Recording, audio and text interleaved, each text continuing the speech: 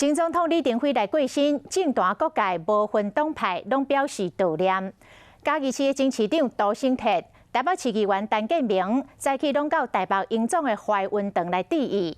一向以来，甲李前总统关系未歹的台北市长郭文铁，昨暝就赶过营总了。前嘉义市长杜成铁透早就来到台北营总悼念李前总统。过世，我相信全台湾都非常不舍。那我以前是李登辉学校教会的学员，所以我们跟李登辉前总统可以说是非常密切。前台联秘书长现任台北市议员陈建明嘛去致哀。他的功过敲解历史去做定论，但是至少在台湾现在能够再出这种具有高瞻远瞩、这么有能力的领导人，其实可以说是少之又少。国民党主席江启臣嘛代表国民党致上哀悼。98年非常精彩传奇的一生，政府担任的这些重要职务，包括也曾经担任做中国国民党的党主席。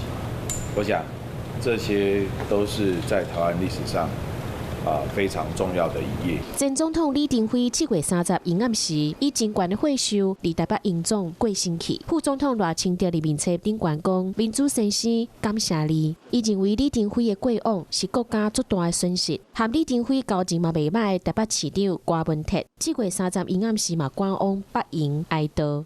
另外，伊嘛有悼念的影片。李总统不只对台湾的民主化和主体性做出了不可磨灭的贡献。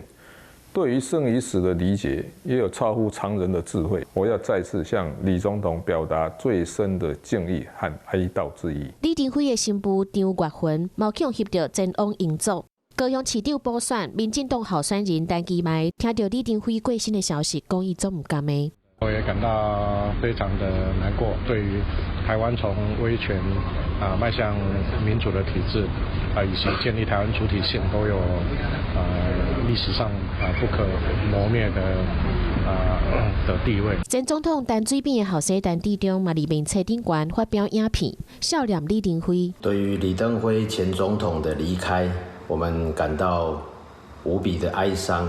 而且深沉的哀悼。前总统马英九、国民党前主席朱立伦嘛拢表达因的未过身。李登辉已经过身去啊，那咧两边嘛甲过去的斗争恩怨放一边，做伙感念伊对台湾的奉献。